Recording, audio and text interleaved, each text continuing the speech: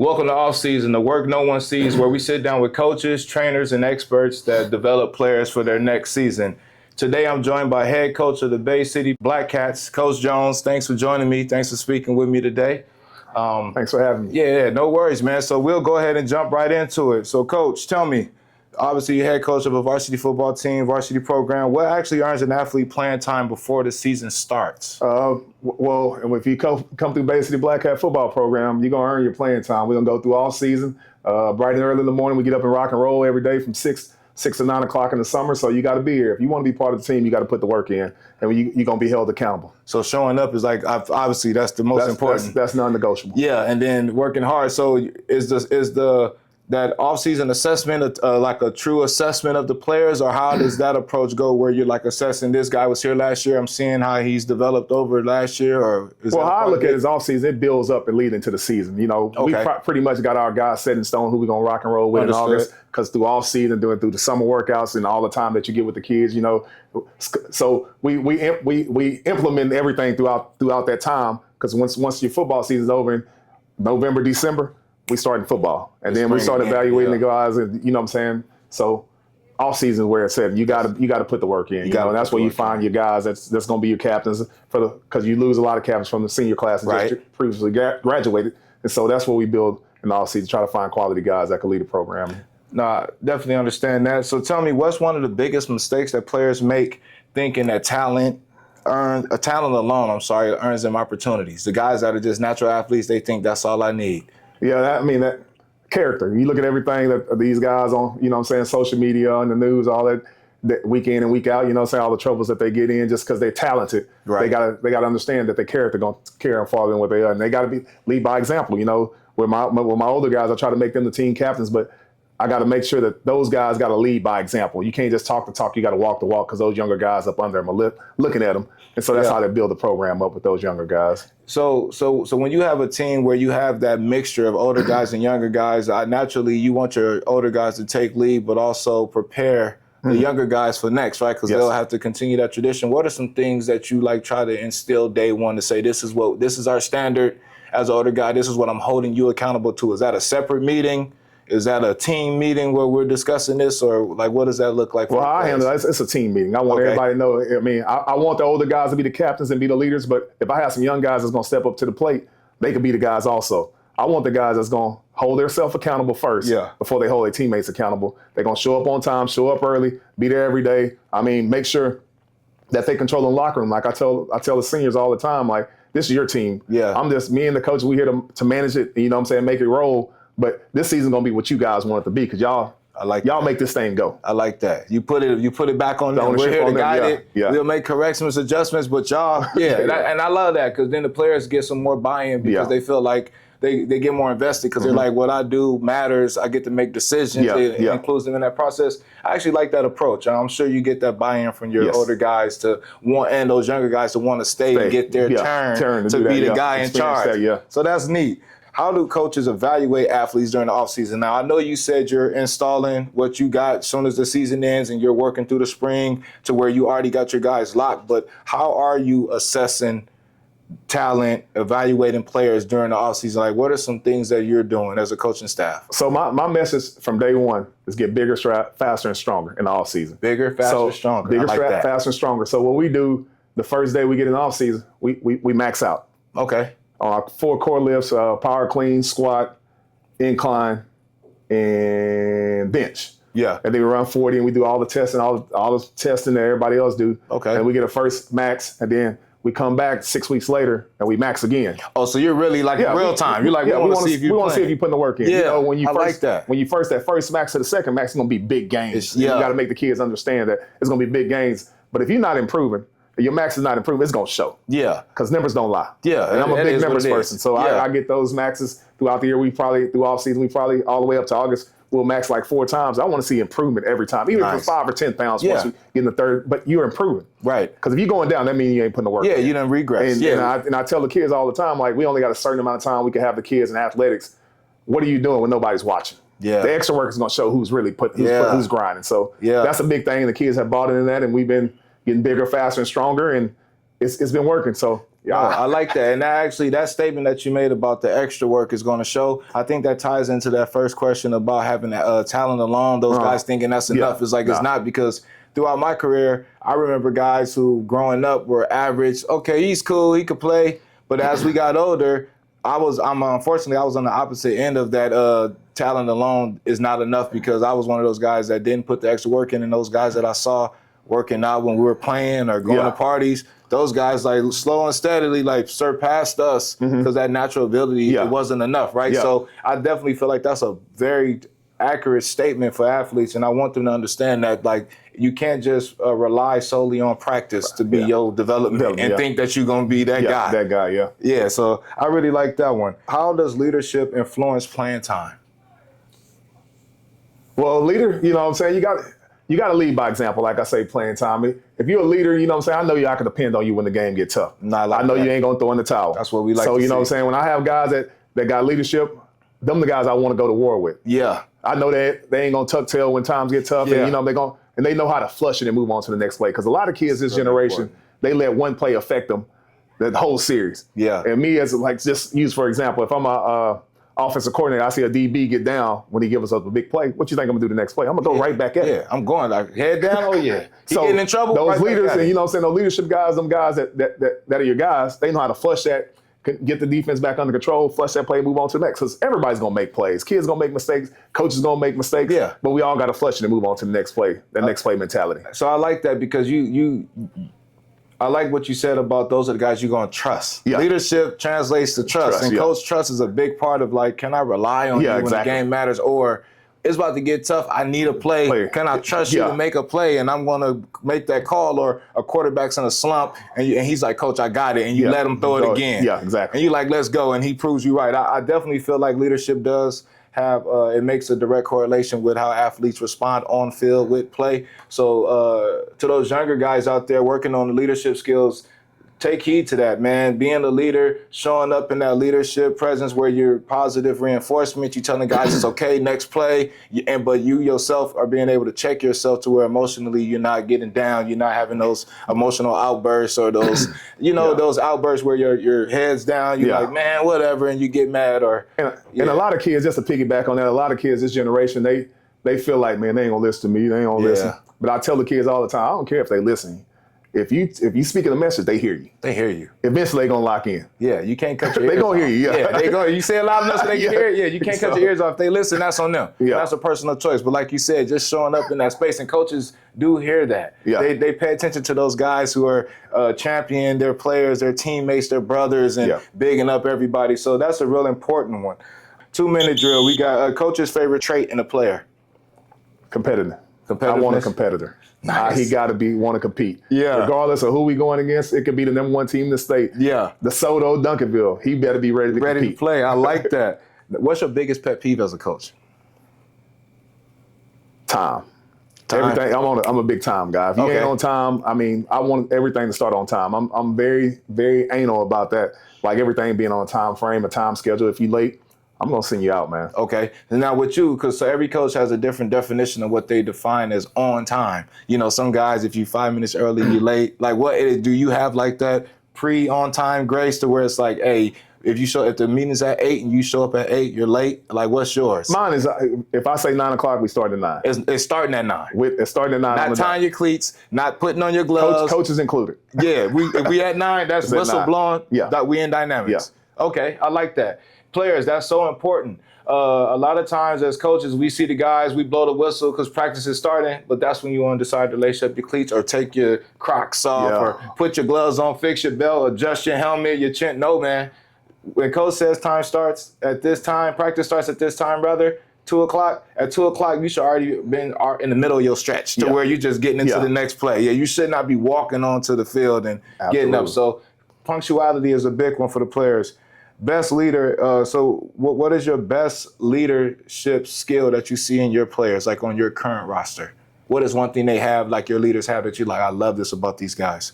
They're holding each other accountable. Accountability? Accountability. I mean, we came a long way. When I first took over the program, they was 0-10. Okay. And that was the biggest thing. They didn't have no accountability. Everybody doing their own thing. And that's one thing that just don't fly with me. And it starts with myself included. Okay. I tell them nobody's bigger than the team, myself included. Yeah. And so the kids know they got to hold each other accountable if y'all want this thing to work, because all it takes is one person mess up on a play and the play is blown. Everybody in the stands don't understand that. Yeah. But we understand it because we in the trenches. Yeah, with it. that's a fact. Just hold each other accountable. Do your job. Don't try to do everybody's job. Do your job. The best your ability, and I can live with the results. Everybody has a job. Coach don't want you to go over expectation. He wants you to do what you're supposed to do. Yeah. That's it. If everybody does that, we'll be fine. Fine. That sounds so simple, but it's so hard to get all 11 guys to do just that. Whatever your responsibility is, hold your block.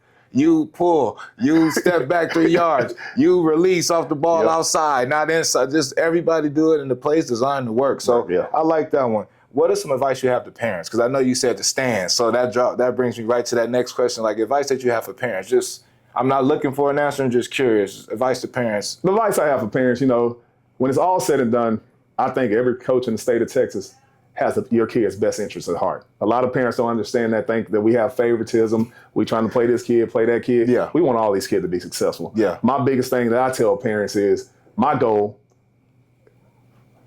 their life is bigger than football to me. My goal is to get every one of them the opportunity to go to the next level and get a free education. Yeah. I don't care what sport it is. Yeah. It ain't about football. Right. It's about life. We want to teach them life lessons. We want them to be great husbands, great dads. Yes. You know what I'm saying? Great grandpas one day. Yeah. We want them to be great human beings. That's the biggest thing that I teach to the parents, that we're here for the kids. We want those kids to go out and do great things. And we're going to do everything everything possible from us to make sure they see what that look like. And we're going to lead by example and show them what it look like. I definitely feel like that needs to be said and like repeated, because as a coach, you're volunteering so much of your personal time, whether you're a father, you have a career, like coaching is extra. Yeah. It's like, it's outside of the normal work hours. It's work during the summer. You don't get that summer break. Yeah. You're scheming for what the season is going to look like before the guys even get pads. So I definitely feel like if you're just going to allocate that much time to something and devote that much time to something without being compensated for it per se, for those youth coaches, because I know they get a lot of that favoritism talk and whatever. I definitely feel like parents should consider that and be like, man, this guy is putting a lot of time in with my kid. They care about the kids first. That's what it's the mentorship. It's the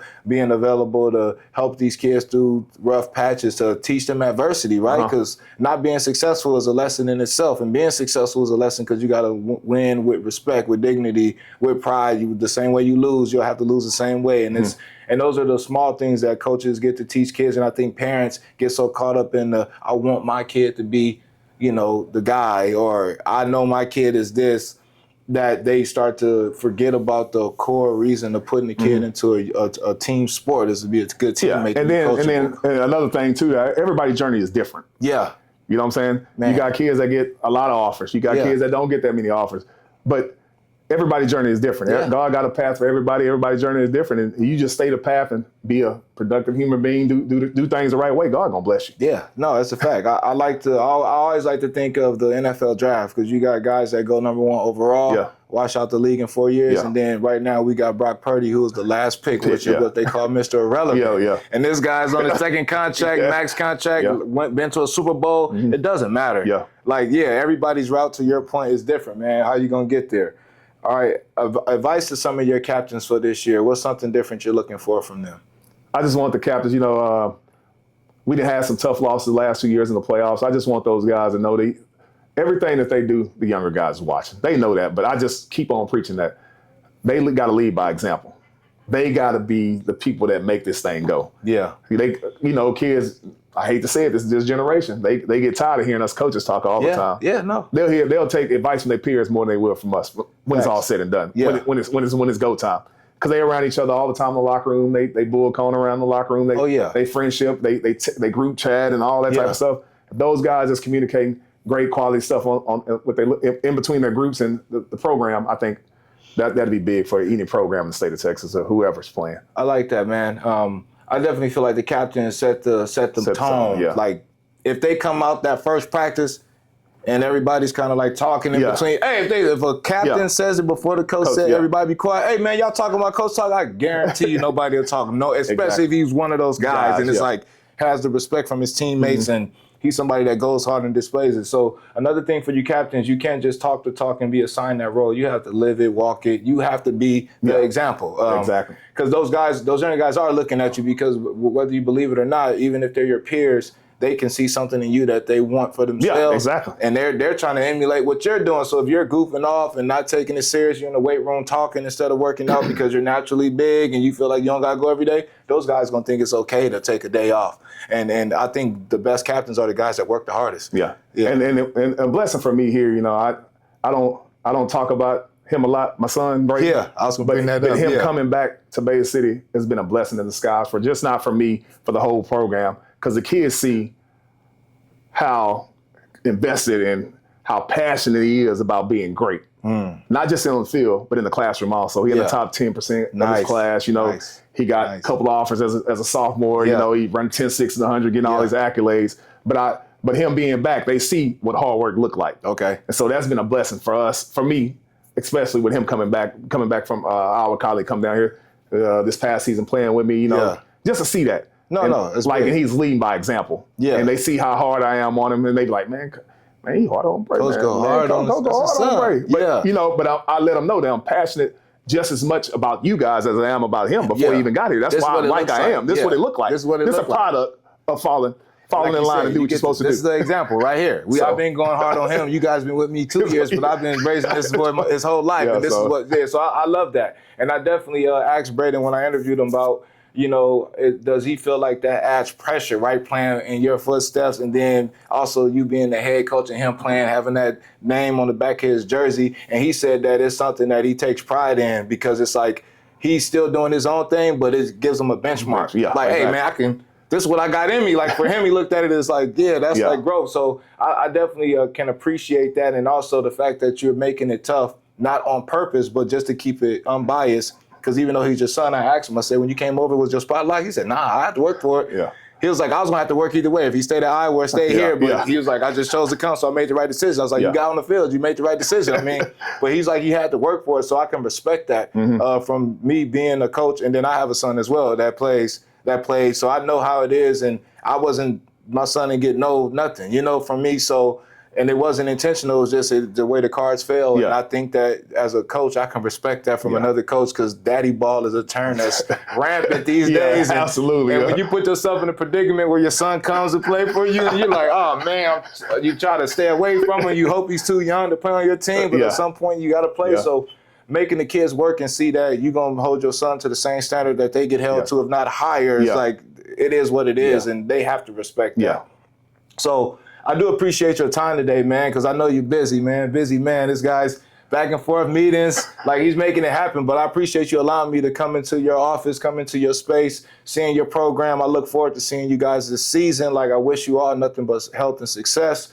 Just wanted to give you an opportunity. Any last words you have for like guys that are incoming, the junior high kids that are looking to come to Bay City or looking forward to coming and playing for Coach Jones? Like, you have anything for them that they can work on, things that they can be doing right now to put themselves in a better spot when they do get here? Because it's going to be work. Yeah, like he just said, if you want to be part of something special, buy in. That Black Cat fight never die mentality, it's going to be like that. That's what it was when I was back in the late 2000s. Man. Early 2000s. I said late. Early 2000s. I was like, man. That's when we used to rock and roll. So we then brought that culture back, Everybody's bought in. We got great community support, great admin support. We just got this thing rolling, and this is going to be a special year. And then the goal is to get to Dallas. Yeah. That's our goal, man. Ain't no doubt about it. If we take care of what we're supposed to take care and stay healthy and, take care of our business, I think we have a great shot to make something happen this year. Man, much success to you. But I appreciate you for having us. Anytime we can promote this program and get on any platform, doors are open. Yeah. We ain't closing no doors in Bay City, America. If you want to come down here and put us on there, we with it. Let's go. So look, to those young athletes, you heard what he said, get that buy-in early. I give you guys a game plan. Every one of my episodes, I like to get a young guys or whoever is watching a game plan. So the game plan for this episode is going to be arrive early, punctuality. It's crazy. I had that down as a cue, and he spoke to it. That was one of his things, man. Be on time. Leaders, lead warm-ups, get started before coach has to get going. I assume that as a leader, he wants the guys to take over, start the day. Let's get them stretched out. Let's get this going. Do the things that we're going to do. to take to relieve some of that pressure from coach. Because the less you hear coach mouth, the better for everybody. I feel like communication, positive, be positive every practice, go your hardest, but keep the morale high, man. Hold each other accountable, but do it with respect. Do it with a way that, you know, you're actually trying to get better and not just degrade somebody. So if you're going to give somebody that feedback, do it in a way that's uplifting and let them know, correct them, whatever, but make sure you're doing it positively, as positive as possible. Yeah. And then the last thing is going to be coachable, man. Coach is going to have to talk to you. They make corrections. They're going to have to correct you. They're going to ask you why you did something that we practiced and you still chose to do something else. You got to remember that the coach is not doing that to chastise you, to embarrass you. The coach is only trying to correct the mistake. And sometimes it has to be urgent or right now, where I can't take the time to coddle the conversation and they just have to deliver it for the next play, because that team is still huddling up, breaking huddle, while he's trying to correct you from the last play before that coach sees it, because he said it himself. If they make a good play and they see that cornerback out of position, down on himself, guess what they're doing the next play, guys? They're coming right back at you. So if your coach is trying to coach you, he can't stand to spend much time trying to, hey, man, what's going on? He has to say, hey, stay in your face, man. You got inside out. Whatever it has to be, it's going to be abrupt. But just know that coach is doing it with the best interest at heart. So remain coachable, man. Coaches volunteer time to help you guys out, and you'll be nothing but successful. This is Coach Twan. This is Game Day Exclusive, and you're watching Off Season. Again, thank you to Coach Jones. Thank you for having me. Much success to the Bay City Black Cats, man. They coming for it this year, so I'm excited to see it. I appreciate your time, Coach. All right, thank you. All right, that's love.